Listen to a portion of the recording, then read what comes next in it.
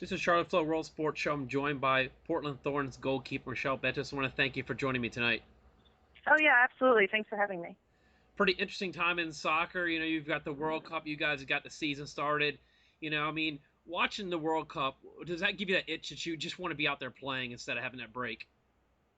Oh yeah, absolutely. I mean, the World Cup break is nice because you get to go home, you get to see family, friends, whatever. You have a little mental break, but I mean, it's so hard. Once you're in season, you're kind of in that mode, and it's nice to stay in that mode. So I was home for a few days, but watching the games and making sure I was still training and doing the things I needed to do, it felt like a break, but it also didn't. I guess nothing surprised you with Portland. You guys had the game this past Friday night against Kansas City, and you guys get just a mere 15,000. I mean, it seems like every night you guys get great numbers. I mean, they're amazing. It's unlike anything I've ever seen before. And, my friends and family and other soccer teams and players I've played with, I try to explain the environment, and it just never does it justice. There's no real explanation for it that I can see, except that they're just amazing soccer fans that just love the game and love to come, and it just means the world to us. Especially you being a goalkeeper. I mean, you get to be in one half of the game right next to the Riveters. Like, what's that do for you as a player? How does that motivate you? I mean, they're just amazing. I mean, just their presence there is a motivation for us before, during, after the game. We want to win for ourselves. We're competitors. We want to win games, but there's just this added, you know, added added motive. Sorry, added motive to win because we have all these people who treat us so well. They're cheering us on. They live and breathe these games. It means almost as much to them, or maybe as much to them as it does to us. So that's just another bit of motivation for us. And I mean, they just keep us going. I mean, we've been in great situations, we've been in terrible situations, and all the in between. And they just keep going. They don't stop. They're consistent. They're always there, and they always carry us through. What's that like just being in the city of Portland? It's well supported. Not only do they support the Thorns very well, they support the Timbers, and just, I've never been out there, but I've been told it's a very good soccer scene in just the city of Portland. Yeah, absolutely. I love it out here. I mean, everybody really, really loves the game. I mean, I've played a couple places overseas, and you see that in Europe, especially on the men's side. But I mean, this is the best women's club in the world in terms of fan support and everything like that. And, you see it everywhere. We go to restaurants, we go to those things, and they recognize the Thorns, they recognize the Timbers. It's a huge deal to these people, and the whole city's built around a lot of those things. I mean, we have the Trailblazers, but other than that, we don't have any huge sports teams. So that becomes us and the Timbers, and it's an incredible experience. We'll rewind a little bit back to Friday. I guess now you're going to be a legend in Portland sports history, scoring a header goal. Not many goalkeepers can do that, even a shot on goal. Let's walk through that play. It was two corner kicks back to back, and you just got a beautiful ball served to you. Yeah, absolutely. I mean, I'd like to tell you every detail, but I can't.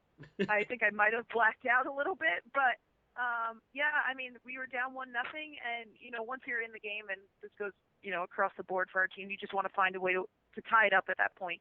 It's the 90th minute. We just want to, we want to walk away with a point. We've conceded a goal. We want to get it back, and so there's nothing to lose at that point. So I kind of look to Paul, our head coach, to give me the go ahead. He nods, sends me forward, and then first ball comes in, and I'm just telling myself, let's get on praying, let's try to score. And I'm, praying that one of us will score, not necessarily expecting it to be me, but just to cause as much havoc as I can. And first one goes out, we get another corner kick, and Allie just plays a perfect ball to me. And I really don't remember much except seeing the ref's hand go up and then all my teammates swarming me.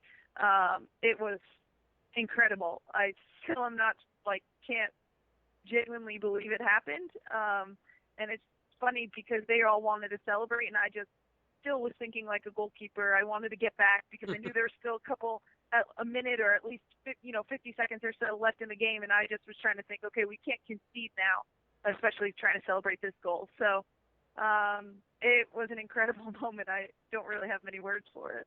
Plus, you got to run 100 yards there, and you got to run another 100 yards back. You don't realize that's a good 200-yard sprint there. Exactly. And on the way back, I was carrying about 8 teammates trying to celebrate and drag. So that was a tough run, and running is definitely not my strong suit. So that might have been the hardest part. Now, has there ever been times where you've played the field and scored goals, throughout your career? I people have asked me that, and I can't remember. I mean, I know a lot of goalkeepers, they, love to play forward at practice, or they like to jump into small-sided games and play on the field, and I've just never been that goalkeeper. I hate goals. I don't like to watch goals. I don't like when there's, the top 10 goals. I mean, I respect them, and I understand the need from them in order for us to win, but I really don't like them. I've never really had that much of a desire to score one except, to help our team win. So I don't know that I've ever scored a goal before. Maybe when I was playing when I was very little, but nothing as memorable as the other night for sure. Yeah, I definitely respect that. But I guess you can agree this is a one goal highlight you could watch probably over and over.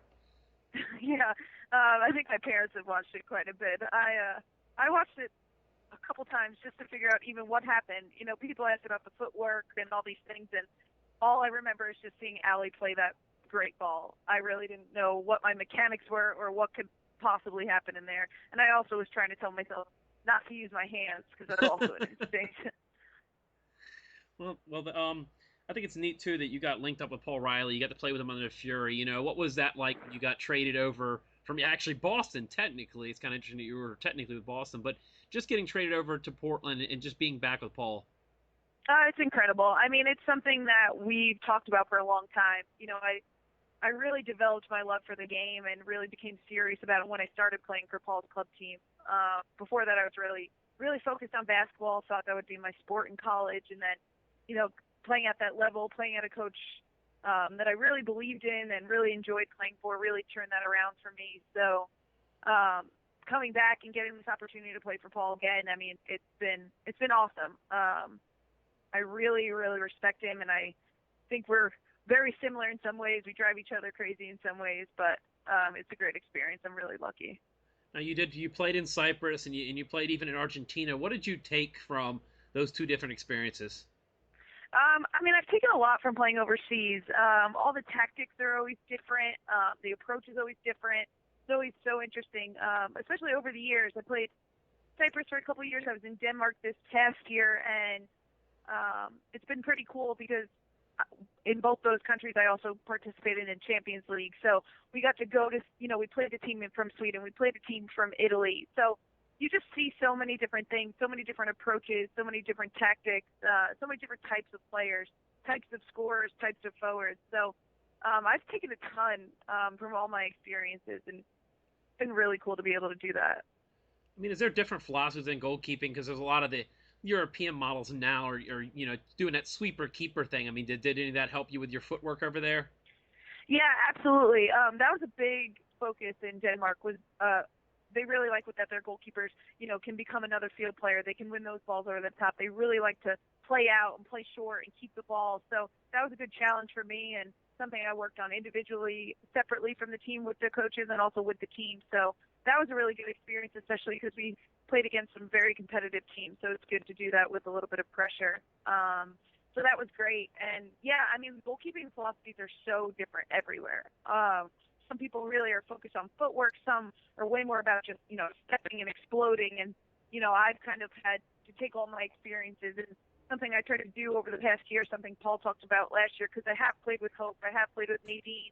I've also, been to all these countries, and I've taken so many different philosophies and now making it my own, taking a little bit of this and that and making it my philosophy, my approach. So I think that's something I've been able to do over the past year, and I'm working on developing and something I feel good about.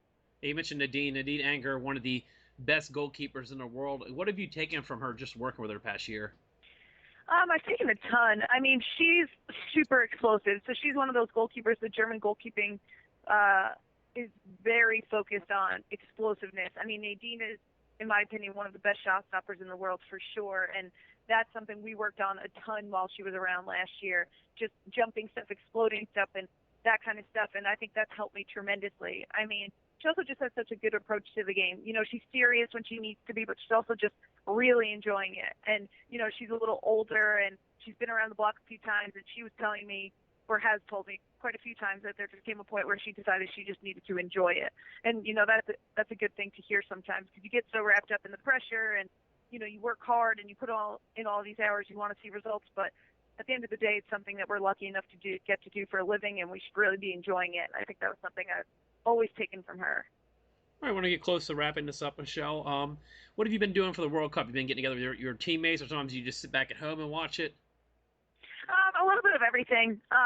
We're usually jumping in and out of practice to watch the games. Either we'll come out and the second half will be on in the locker room or that kind of thing. But the U.S. games are always the biggest event. I mean, it's been awesome for us too because we all want to rush around the TV to watch Nadine play for Germany, to watch Steph with Australia, to watch Jody. I mean, we were watching Bureau pulling for them to get through. I mean, it's been really cool for us because we're such good friends with so many people and we're cheering for all different teams. So yeah, it's been. I mean, we've done different things depending on the game and depending on our schedule, but we've tried to make them as big an event as possible. Well, I'm sure just the city in Portland is not a hard place to go watch a soccer game. Oh no, absolutely. I mean, it's so cool. I mean, there's very rarely a bar that doesn't have both women's games on. Like when they're playing at the same time, they have both games on. I mean, people are watching these games. People are obsessed with these games. The U.S. games are just as crowded for them as they were for the Men's World Cup last year. I mean, it's just an incredible place to be. I want to thank you for calling in, Michelle, and appreciate it. I guess you got a one-game goal streak going on, so I wish you the best luck in your next game. Okay, great. Thanks so much. All right, bye-bye now. Bye.